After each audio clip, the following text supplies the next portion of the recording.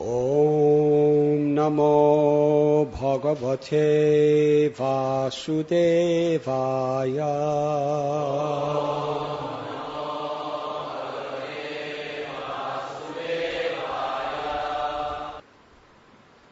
Rajo Vacha Priyavrata Bhagavat Atma Rama Katham Mune Grihe Ramatayan Mula Karma Bandha Parabhavaha. King Pariksit inquired from Sukadeva Gosvami, O great sage, why did King Priyavrata, who was a great self-realized devotee of the Lord, remain in household life, which is the root cause of the bondage of karma, fruitive activities, and which defeats the mission of human life? Purport by His Divine Grace, A.C. Bhaktivedanta Swami Prabhupada. In the Fourth Canto, Srila Sukadeva Gosvami explains that Narada Muni perfectly instructed King Priyavrata about the mission of human life.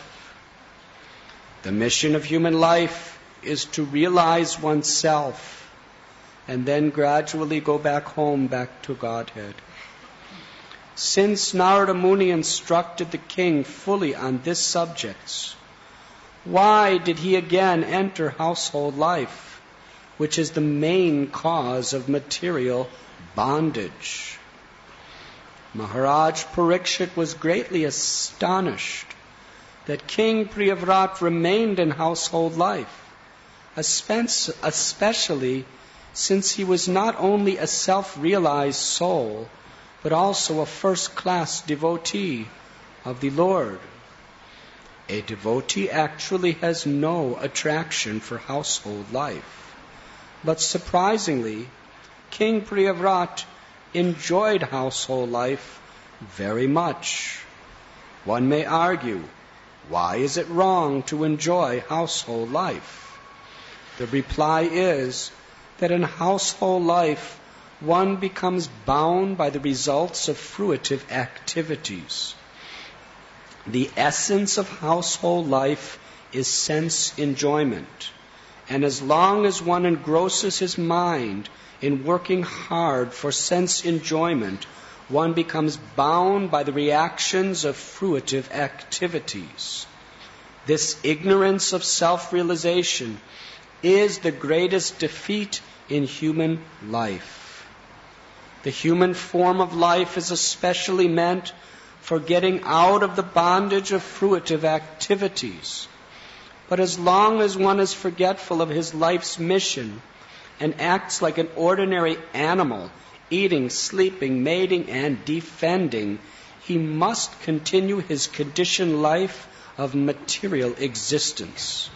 Such a life is called svarupa-vismrti, forgetfulness of one's real constitutional position.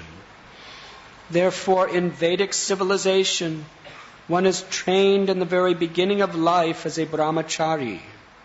A brahmacari must execute austerities and refrain from sex indulgence. Therefore, if one is completely trained in the principles of brahmacharya, he generally does not enter household life. He is then called a naisthika-brahmacari, which indicates total celibacy. King Pariksit was thus astonished that the great King Priyavrata, although trained in the principles of naisthika-brahmacarya, entered household life. The words Bhagavat Atma Rama are very significant in this verse. If one is self-satisfied, as is the Supreme Personality of Godhead, he is called Bhagavat Atma Rama. there are different types of satisfaction. Karmis are satisfied in their fruitive activities. Jnanis are satisfied to merge into the effulgence of Brahman. And devotees are satisfied to engage in the Lord's service.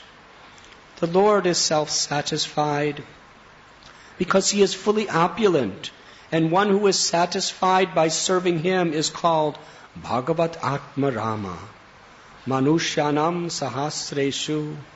Out of many thousands of persons, one may endeavor for liberation. And of those many thousands of persons attempting to become liberated, one may achieve liberation from the anxieties of material existence and become self-satisfied.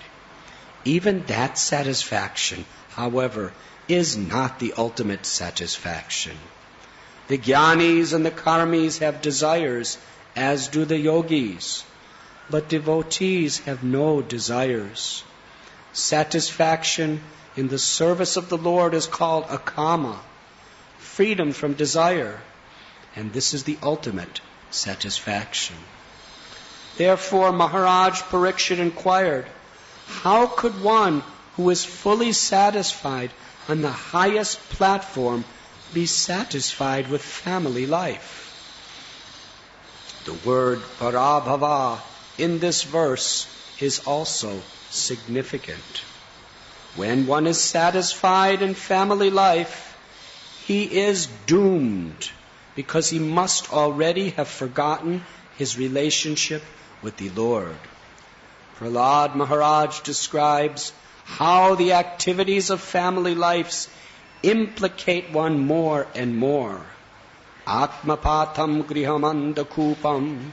Household life is like a dark well. If one falls into this well, his spiritual death is assured. How Priyavrata Maharaj remained a liberated Paramhamsa even within family life is described in the next verse. King Pariksit inquired from Sukadeva Gosvami, O great sage, why did King Priyavrata, who was a great self-realized devotee of the Lord, remain in household life, which is the root cause of the bondage of karma and which defeats the mission of human life? Today we are reading Canto 5 of Srimad Bhagavatam, Chapter 1, Text number 1. This chapter is entitled The Activities of Maharaj Priyavrata. King Pariksit is making a very serious inquiry to Sukadeva Gosvami. After all, Pariksit himself was a grihasta, wife, children, occupational duty of king. When he was informed that he had been cursed to die in but 7 days, without a second thought, he left everything behind. Left his wife, left his children, his palace, his occupational duties, all of his wealth, prestige, everything, and accepted a life of total renunciation. He was living with the greatest renunciates in all the world, in that type of sadhu satsang. He refused to even eat or sleep. He did not want to waste his life. So this was obviously a very serious decision. It was not something whimsical that he just left because he was tired of that type of lifestyle. No. He very, very deliberately and intensely contemplated what is the best way to spend the last days of my life. Human life is meant for one purpose alone, the mission of self-realization. To understand oneself as different from this temporary body, and to realize the eternal nature of the soul in relation to God. That's all.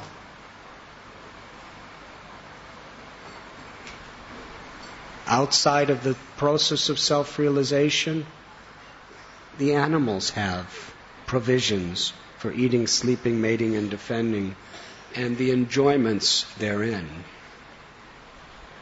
Producing family, so many animals are doing that. That is not a great thing. What is a great thing is to realize the eternal nature of the self, to surrender to Krishna. So Pariksit Maharaj, obviously it wasn't just a sudden decision. Through knowledge, he cultivated the understanding of the bondage of family life for many years.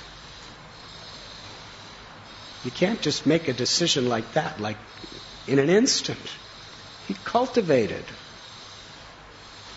an understanding, a knowledge, and a realization of how binding these types of relationships are to material energy. And therefore, when the time came, he cut the knots of all his attachments, of every type of affiliation he had, except to just be in the company of renounced sadhus, hearing and chanting the glories of the Lord. So this is Pariksit Maharaj's realization. And in previous canto, we find that Sukadeva Gosvami is referring to Maharaja Priyavrata as being a very self-satisfied, realized soul who was living with Narada Muni in his renounced forest, enjoying just hearing and chanting and meditating on the glories of the Lord. And he got married and entered into so many very complicated family responsibilities. So Pariksit Maharaj is here asking Sukadeva Goswami, for the sake of the whole world, why? Why in the world would Priyavrata Maharaj want to get married and enter into all sorts of potential entanglements? This is how the fifth canto begins, with this question. And what we have in store for us for the rest of the fifth canto is quite extraordinary.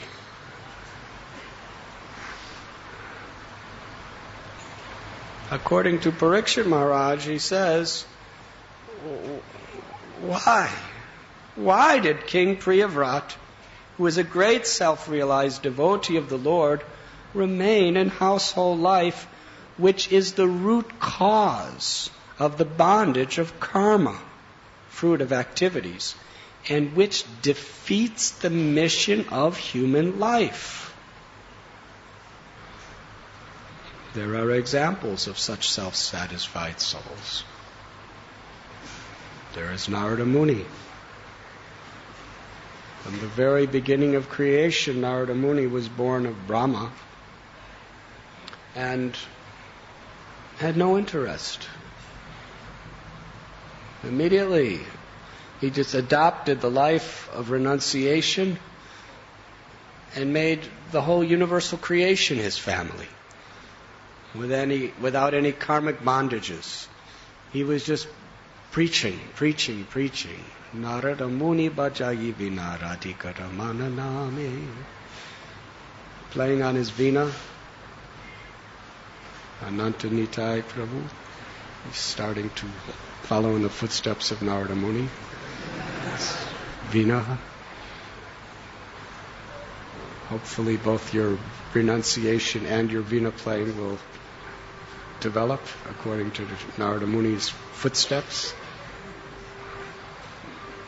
He was completely satisfied just chanting God's names.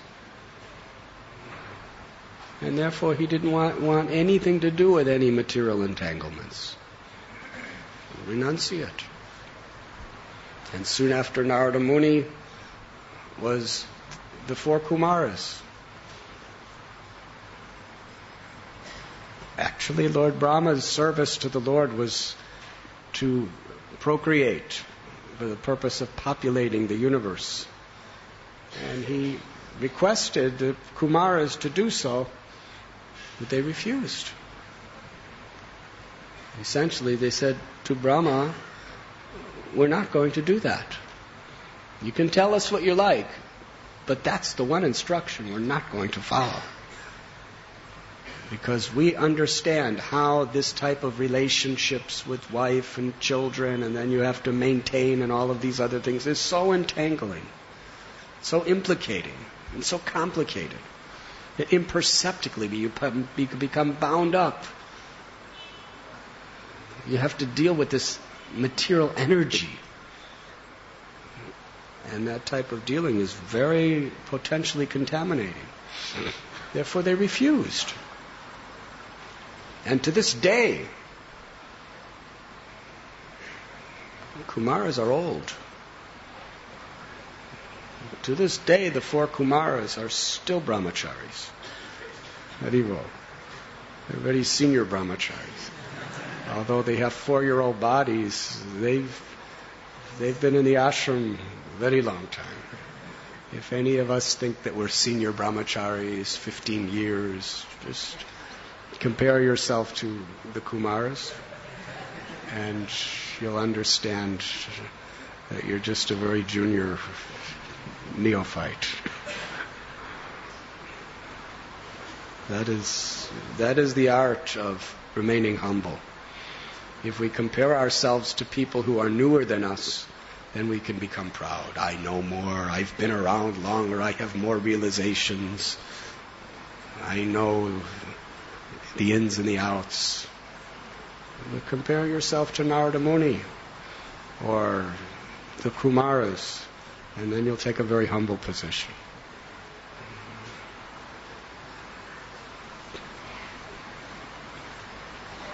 And in more modern times, we find Radhanath Das Goswami. Radhanath Das Goswami had such immense wealth, and he has no competitors. He was the only child in the entire family. In the dynasty, he was the only male son. So there was no question of competing with brothers over who would take over which project and so forth. He was it.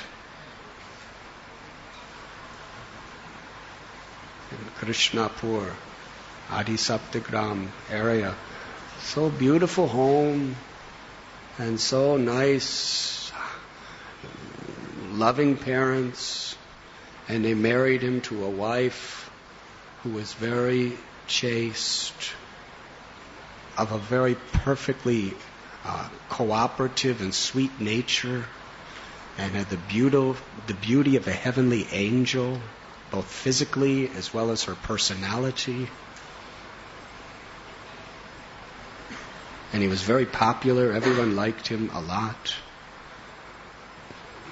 But he considered his ashram to be like an unbearable burning fire. He just wanted to escape. Can you imagine? He would accept no excuse. He had so many social responsibilities, so many emotional responsibilities. There was so much pressure on him. After all, his father and his uncle were getting old. They're going to need help. Who's going to maintain them when they get old? And who's going to maintain the estate that they worked so hard to create? There was nobody else possible. Yes. And it wasn't that Radhanath Das Goswami was just lazy and didn't want to get involved in all that stuff. Sometimes people artificially want to give up grihastha life because it's just so difficult to just assume those responsibilities. But Radhanath Das Goswami proved how expert he was. When that Turkish Chaudhary arrested him and put him in prison, he demonstrated how he was so intelligent. He was just perfect diplomat. He was expert at everything.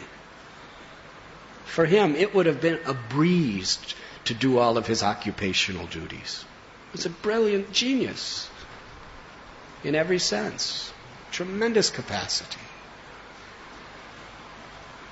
He just wanted Krishna so bad. He wanted uninterrupted, undiverted service to Sri Chaitanya Mahaprabhu and the Vaishnavas so bad that his family life was unbearable. Why? Everybody's nice to him. Everyone's cooperating with him. He has everything he has. He has no bills. He has no mortgage. Why was his family life unbearable? This is a mystery. It doesn't make sense according to modern estimations. Generally, family life is unbearable when the wife just is always like, what's the word? Harassing you, never satisfied, always wanting something else. Never, why aren't you like this? Why aren't you like this, my friend's husband? Why don't you get me this? Why don't we have this? So many things. And also husbands are like that with wives to make their lives miserable. Or you have so many debts, or you have such, passionate demands to maintain financially, or your children are just disobedient rascals who just embarrass you to everyone, in front of everyone. Yes. They want to be brahmacharis or marry someone out of their caste. There's so many problems that could cause you such difficulties. But Radhanath Das Goswami, he had no problems. His parents were loving devotees. He was so popular because his parents were so nice that Advaitacharya, Jagannath Mishra, everyone respected him and honored him because of the family he was from. As far as his work schedule, it could be any way he wanted it. He was the boss in every way. He's a huge landowner, no mortgage. And a wife that was 100% 24 hours a day totally cooperative.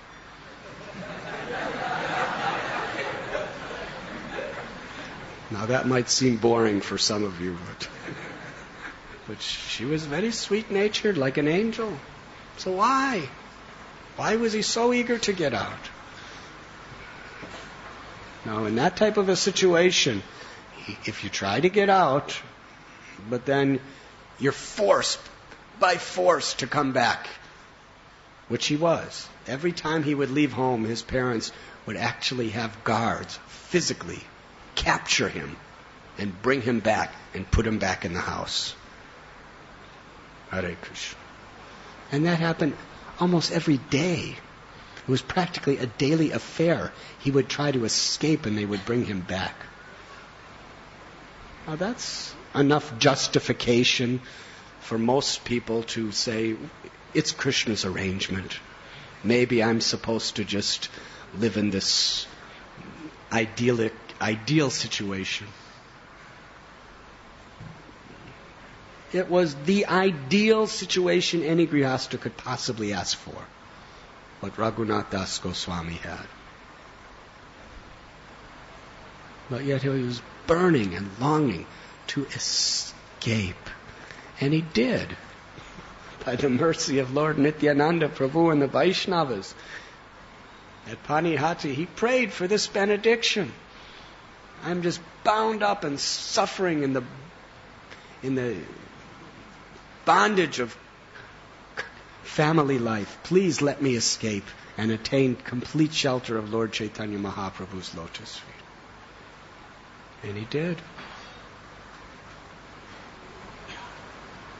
And he lived such an exemplary lifestyle of renunciation. So there are so many such examples like this. So Pariksit, understanding how so many great souls who have taken to the renounced order of life have found this total inner satisfaction with no disturbances and no distractions. Now why Priyavrata?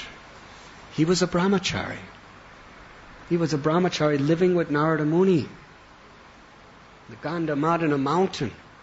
Very holy place. Just in bliss.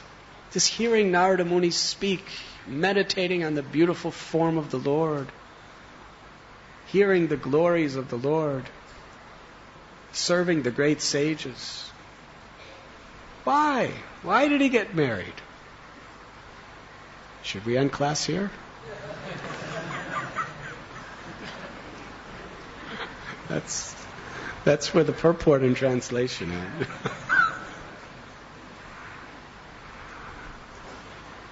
But we find this wonderful story that Swayambhuva Manu comes to the ashram of Narada Muni. And he is appealing to Priyavrata to take the role of king, which means to enter Grihastha life.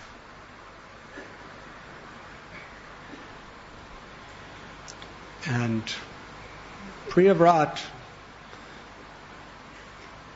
due to his etiquette and his culture, would not say no to his father, but he had no inclination whatsoever. By his not answering, he was giving an answer. Yes? He had no inclination whatsoever. And Narada Muni, he was very much, he likes people to take to the renounced order of life.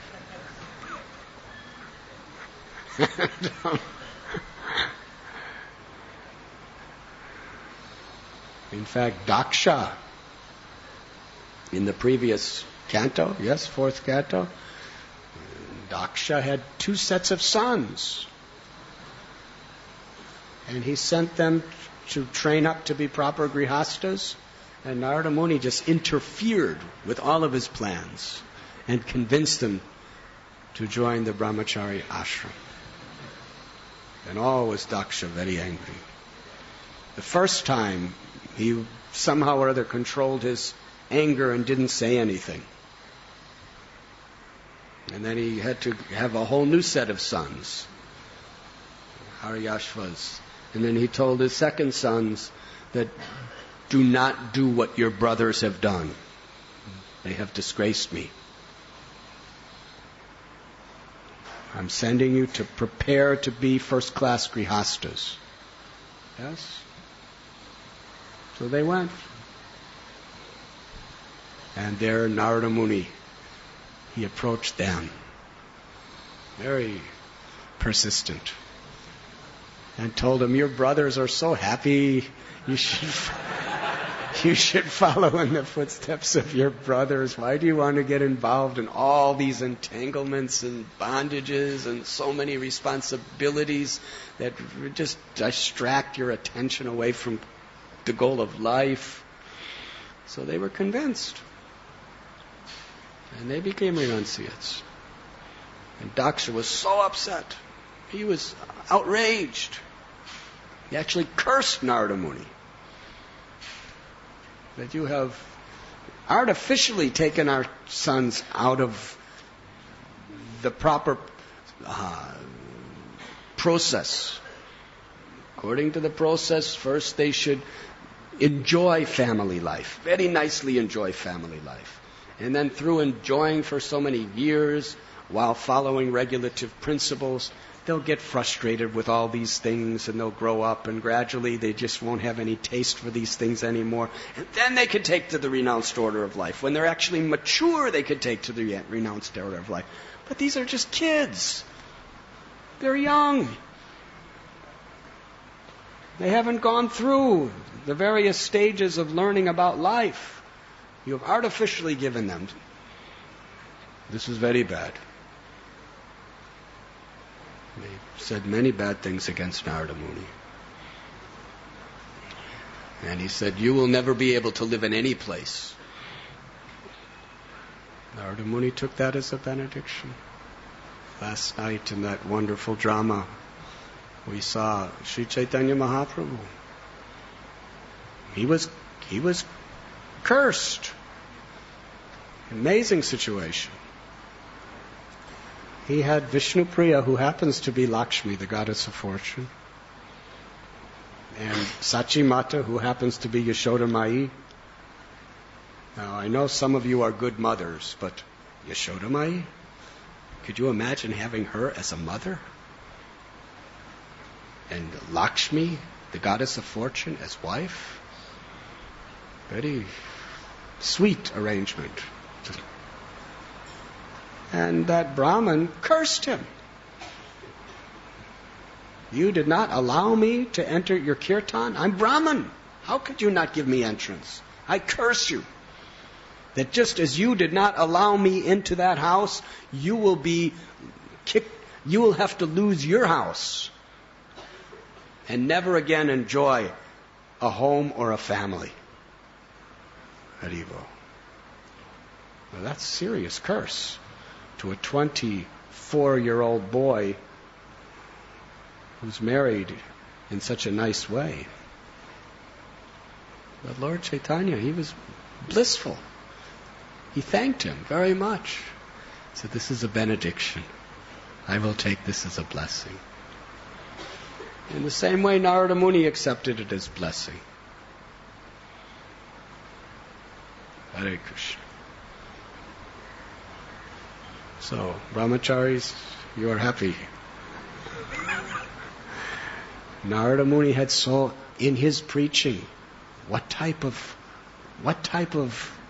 personalities he transformed.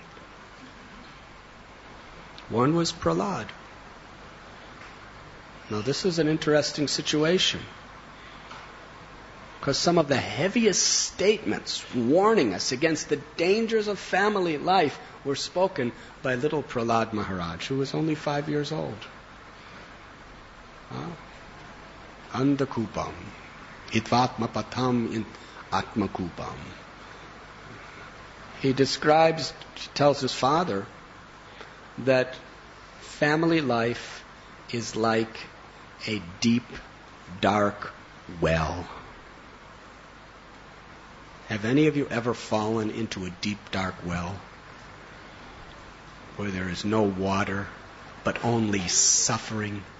And it's such a deep, dark well that even when you're crying out for somebody to save you, nobody can hear you. Have any of you ever been in such a well? Some of you may be in that well right now.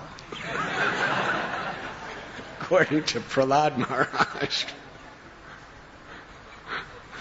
Haribol. So he's telling his father this with realization. He has very powerful realization. Prahlad says to his father, give up this well of household life and just renounce everything and go to Vrindavan and worship Krishna. Hiranyakashipu was not ready for that type of preaching. So yes. And when Prahlad was instructing his classmates. Very intense preaching. Very intense. When he was talking about how one gets in the spell of the opposite sex and how one just loses his intelligence and loses his energy and becomes spiritually corrupted, yes, and becomes just bound up by the waves of material existence. Powerful preaching, great realization. But yet, Prahlad got married with the blessings of Narada Muni. Harivo.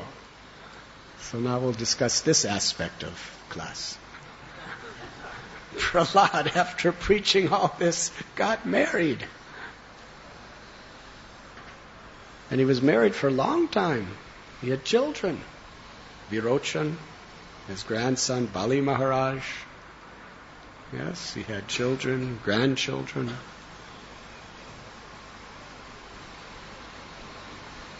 But he never fell into a deep, dark well.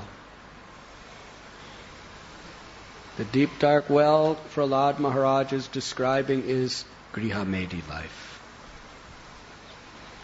When household life is centered around sense enjoyment, it becomes a deep, dark well. And that well would be easy to escape if you really understood how miserable it was. But the way Maya catches us, so powerful, that she keeps you trapped by making you think you're happy. Yes? When you're really suffering and frustrated, then you really try to get out. Yes? But when you think you're happy, or when there's some hope of happiness in that same situation, it's practically impossible to get out. Because you're making more arrangements to make your situation nicer than you are to get out. Yes? So when Prahlad Maharaj is talking about this deep, dark well where there's only suffering, there's no water, and no one can hear you cry, he's not just talking about the type of suffering that you're just in mortal pain. He's talking about from a spiritual perspective, the type of suffering where you think you're happy. Where you think you're happy and you think that there's hope for more happiness on the level of sense enjoyment and thinking yourself to be the controller. Very difficult. Very, very difficult. This is Grihamedi life, where sense enjoyment, attachment to the temporary things of this world becomes the essence, the center, and the focus. Now, in the case of Prahlad Maharaj, to understand his consciousness, we can refer to the story that we are narrating today. Swayambhuva Manu is telling Priyavrata that you should get married and be king.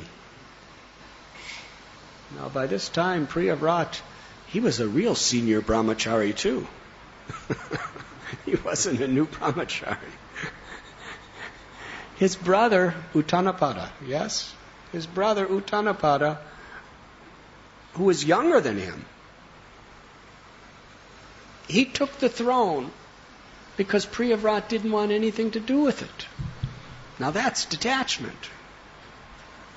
Priyavrata was better than an IIT graduate as far as the potential for his prosperous life.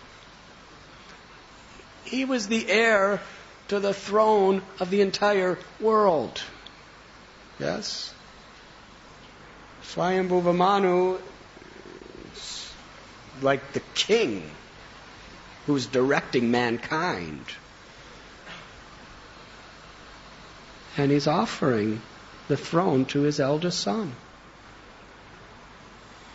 And the younger brother, Uttanapada, he would have been very, very happy just assisting his elder brother. That was natural for him.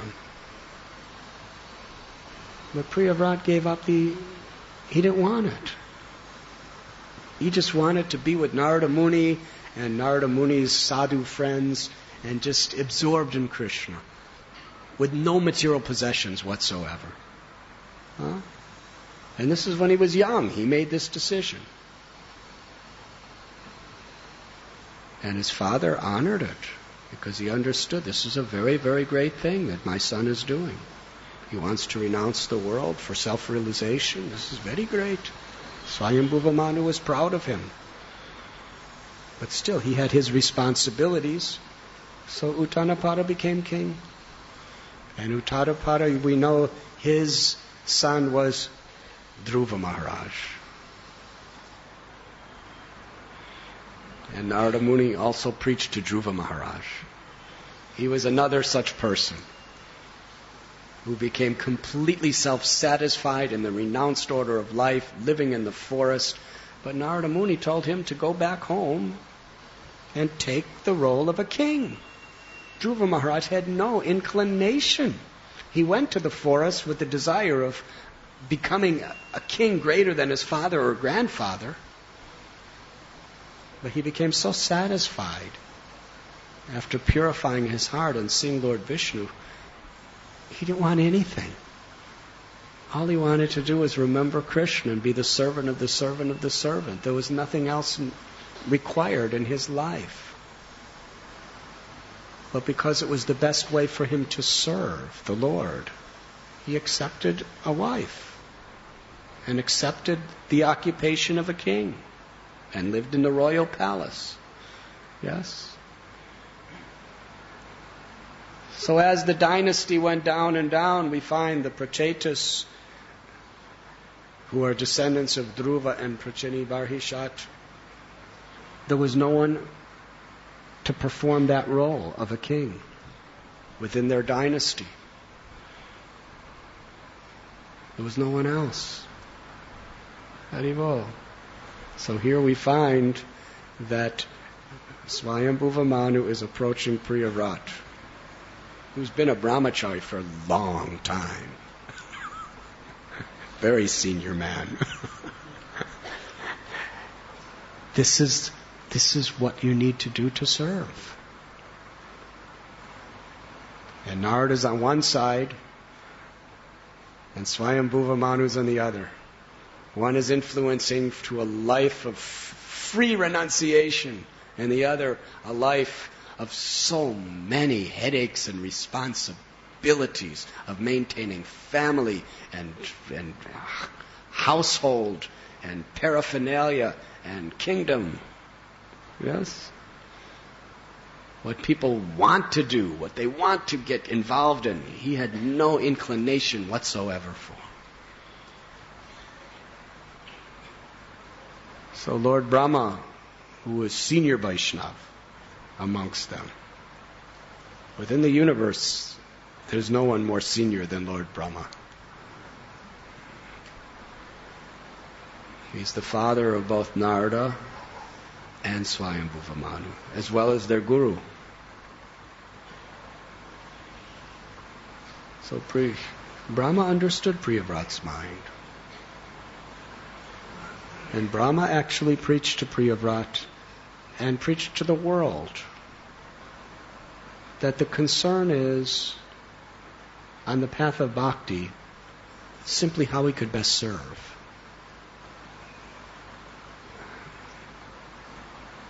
In certain ways, we can best serve according to our natural inclination. And in other ways, we can best serve according to the need of the time. Yes? Certain persons, they just won't survive in the renounced order of life.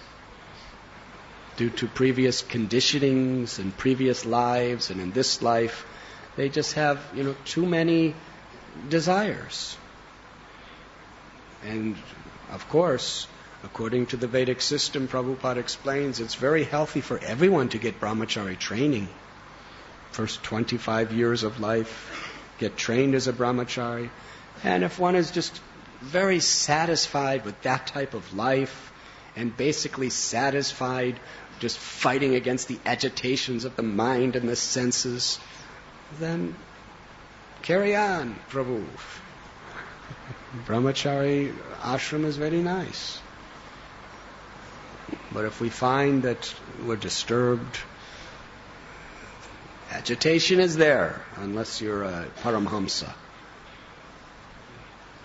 But if we're disturbed, if we're feeling lonely, if we're feeling, this is just not inspired, not enthusiastic, too much distress, then it's not a proper proper place where we're going to receive the internal encouragement to carry on with our devotional service. Srila Prabhupada explains, in the fight against Maya, we have to take a position where we're strongest. This was described in the pastime of Gajendra. Gajendra was a very powerful elephant, but when he was in the water, that was not his natural place. He didn't have much strength in the water. But the crocodile, he was strong in the water. Yes. So Prabhupada explains that when we're fighting against Maya, we have to situate ourselves in the place where we can be the strongest. So yes, if in the renounced order of life someone is very, very enthusiastic and determined and happy, just fighting the modes of nature like this and carrying on with sadhana and preaching and seva, then he's strong. But if we artificially try to be in that situation when actually there's just loneliness and long terms of just not enthusiastic and just this type of life is just not for me, then according to our guna and karma, because the 4 varnas and our ashrams are according to our guna and karma, according to our nature and according to our work. And Grihastha ashram is appropriate. It's a stronger position for most people to follow Krishna consciousness. So that is one reason why a person would enter into Grihastha life. Because by their nature, they're just stronger in that position. And the other is what we're reading about here. It's the best way to serve. Because ultimately, our whole life is not so much concerned with what ashram we're in. Our life is concerned with how we could best serve. Naham vipronachan narapatiranapi vaishyana shudro. Chaitanya Mahaprabhu said, I'm not a brahmachari, grihastha, vanapras, sannyas. I'm not a brahman, kshatriya, vaishya, or shudra. I'm only the servant of the servant of the servant. My life is to serve. So how could we best serve? So Brahma told Priyavrata, you could best serve in this situation. You could best serve God and humanity by entering into family life and taking the role as king. And if you're doing it for the service of the Lord, you will be protected. And this is where the answer to the question is found. If we're actually performing our duty as Grihastha in the service of the Lord, then we will be protected. Prabhupada explains the difference between Grihastha life and Grihamedya life is, one, sense enjoyment is the essence, and Grihastha life means service to the Lord is the essence. Where everything is centered around how we can best serve, not how we could best enjoy.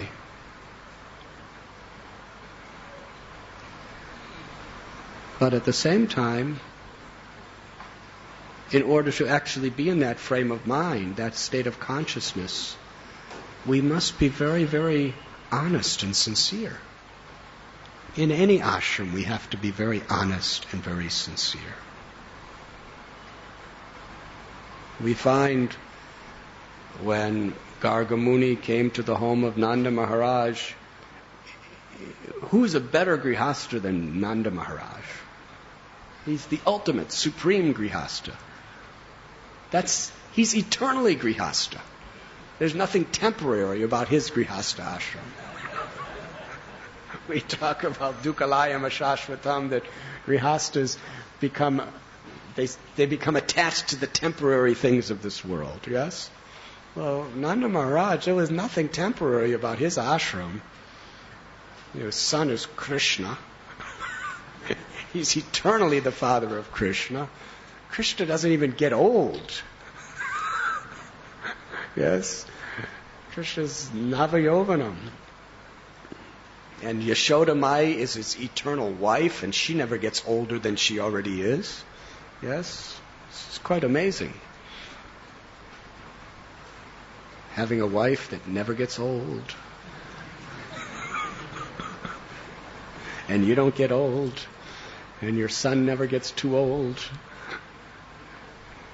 And all of his house and everything, it's all chintamani. It's not material elements. Goloka descended into this world in Gokul. In this way, he's eternally grihastha. And everything in his life is eternal. But yet, still, in his heart, he's telling Garga Muni that, great Brahmins like you come to the houses of fallen grihasthas because we're by nature so overwhelmed and diverted by responsibilities and so many distractions, that it is our tendency to become so much caught up and enamored by the various considerations and responsibilities that we have in our life that we forget the real goal.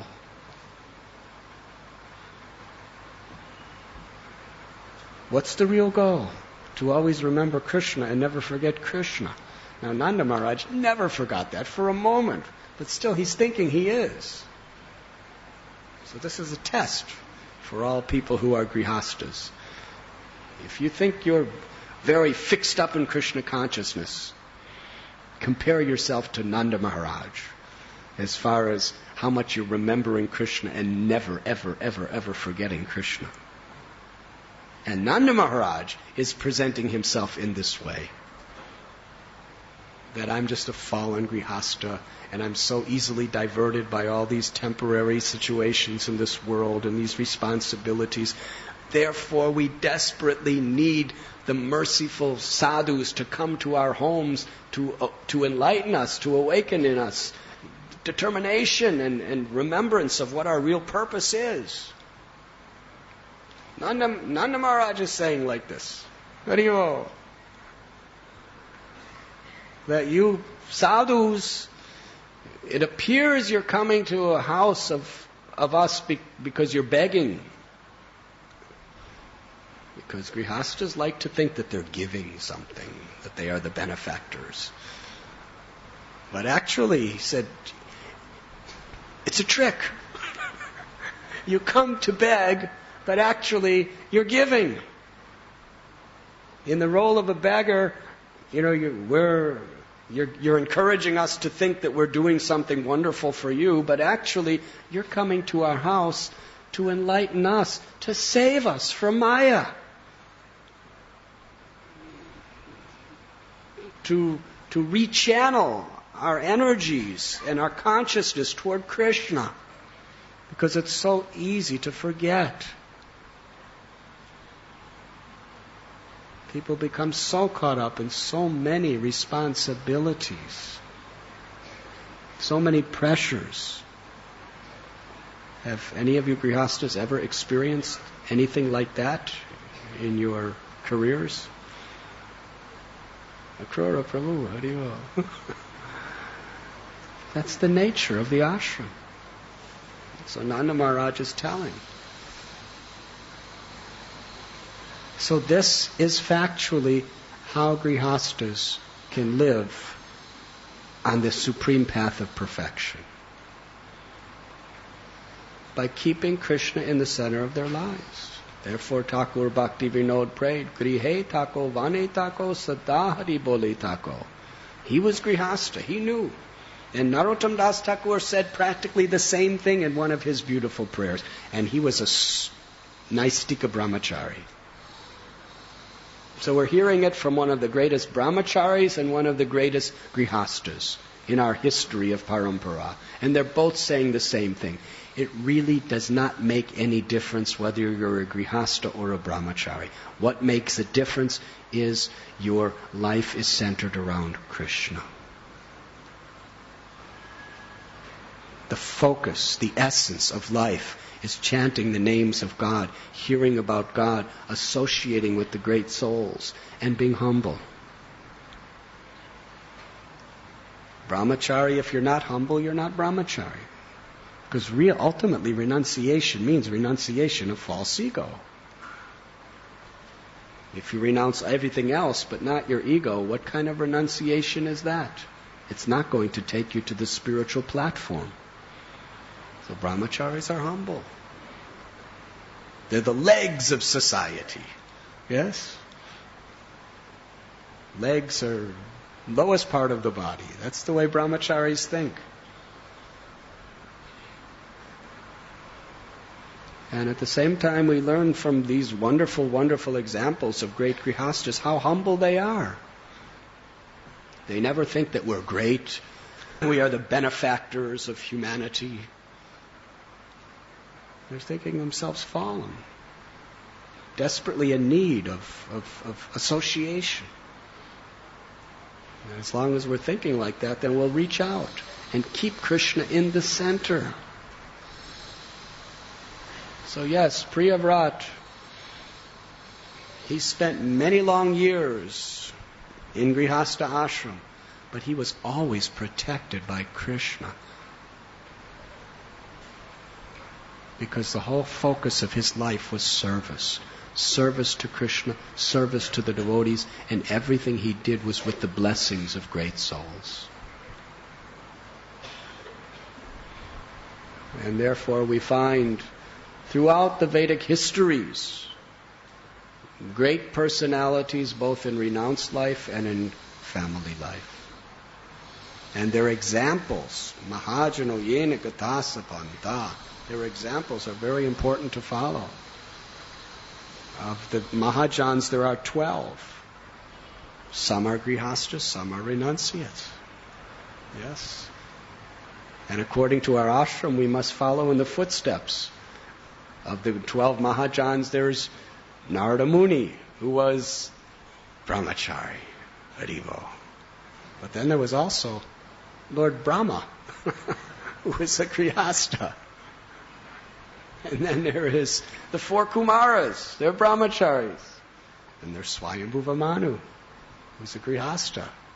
Do you know how many grandchildren and great-grandchildren Swayambhuva Manu had? There's a whole explanation in the Bhagavatam about how he lived. Everything was focused around Krishna.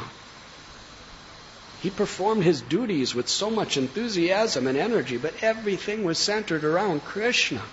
Always serving the great souls, he'd wake up in the morning hearing the glories of the Lord. He'd take rest at night hearing the glories of the Lord.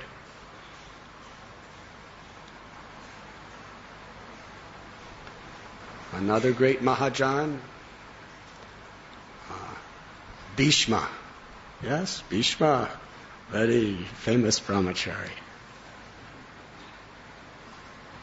But then we also have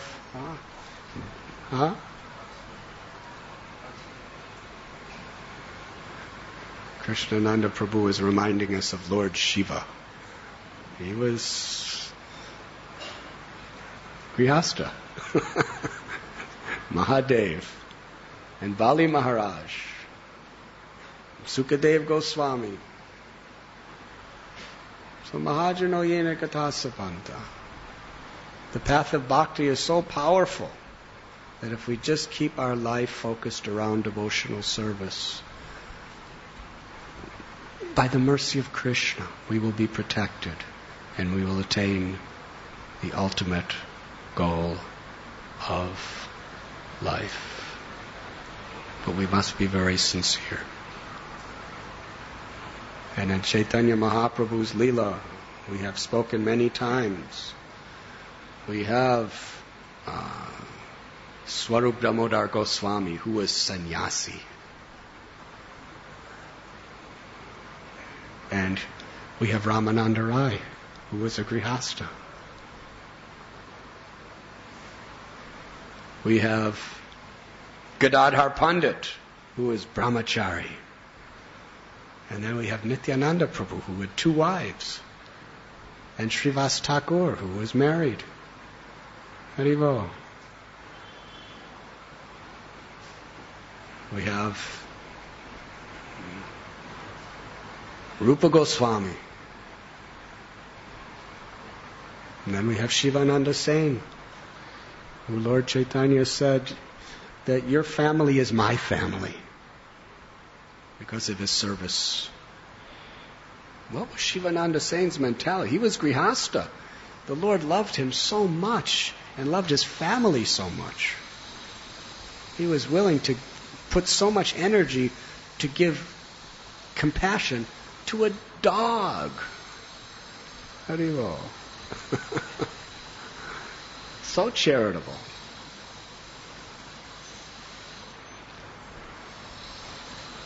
And he was so humble. Now, this type of humility is almost impossible to comprehend. Even his wife couldn't comprehend it. But she learned. She was equal to her husband, but even she was having a hard time with this one. Shivananda Sain is working so hard. Everybody else is just enjoying walking to Puri from Bengal, and he's doing all the work single-handedly with a few of his assistants. They're arranging the accommodations, they're arranging the prasad, and the worst thing is paying the taxes. It's described between Bengal and Orissa. It said that on the path going there were these horrible, vicious thorn bushes in the form of tax collectors. And you had to keep paying taxes, and some of them were crooked and wicked and cheaters. Yes.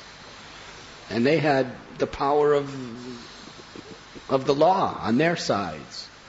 So he had to deal with all of them. Sometimes he was put in chains. At one time he was put in chains. He was put in prison because the tax collector was trying to cheat him and he didn't have enough money. Very difficult. And meanwhile, all the other devotees never had to worry about anything.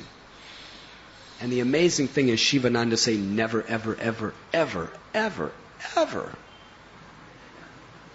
complained about how difficult things were for him.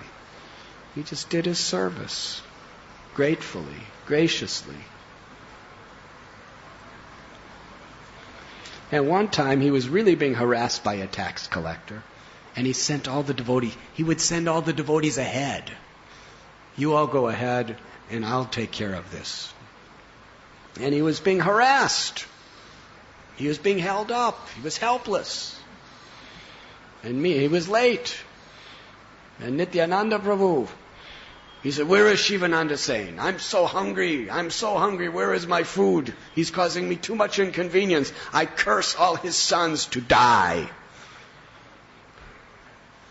And he said it purposely in such a way that his wife, Shivananda Sain's wife, heard his words. Now his sons were just little babies. They were just tiny little children. What kind of mercy is this? Huh? And then Shivananda Sain just goes through all the difficulties of making everyone happy, and finally he comes back and runs to Nityananda Prabhu.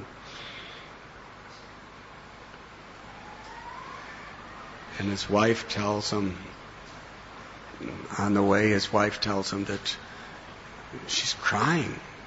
She's really brokenhearted. She said, Nityananda Prabhu, He was so disturbed that you didn't give him accommodation and food on time that he cursed all our children to die. Now that's not something you take lightly, Nityananda Prabhu's words. Yes? So he said to his wife, why are you lamenting? For the inconvenience I have caused Lord Nityananda Prabhu, we all deserve to die. Haribol. And then he ran to Nityananda Prabhu to try to serve him, and as soon as he approached Nityananda Prabhu is in a very mysterious mood. Poof! Just took his foot and kicked Shivananda Sain right in the chest. Hare Krishna. Now, how many of you would be insulted by such a situation? Shivananda Sain just immediately ran and arranged the accommodation in a milkman's house and arranged prasad, and after feeding Nityananda Prabhu and giving him a nice comfortable place, after doing all the seva, then he offered his prayers. He said, I am so fortunate today that the lotus feet that Brahma and Shiva and all the demigods and all the rishis are longing to see for even a moment. They perform great lifetimes and lifetimes of tapasya to get a speck of dust from those feet. Today that same lotus foot has kicked my heart. I am so fortunate today. My whole life and my family and everything has become auspicious because I have been touched by your lotus foot. And Nityananda Prabhu was so happy. And his sons didn't die. I guess eventually, but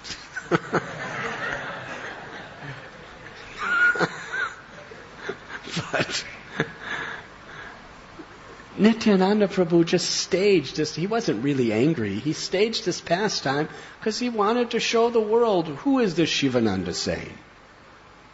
Why is he so very, very dear to Lord Chaitanya? And we saw last night Dwarkadish Prabhu when his own son died.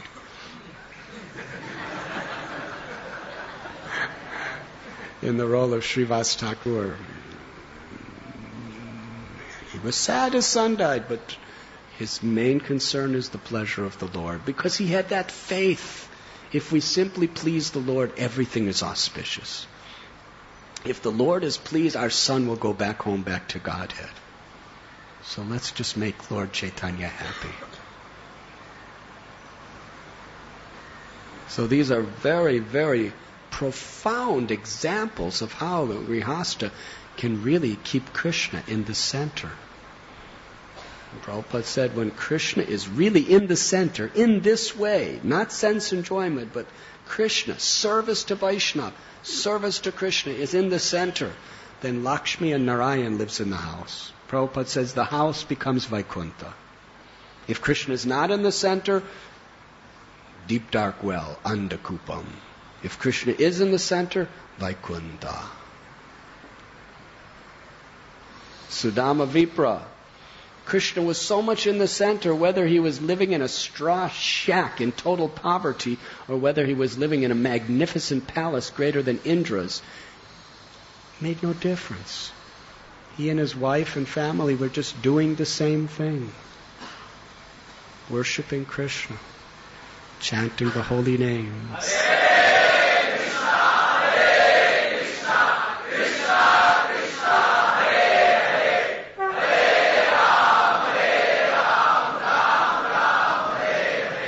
The path of bhakti is so powerful because by simply, sincerely endeavoring to please Krishna with the blessings of great souls, the mercy of Krishna delivers us.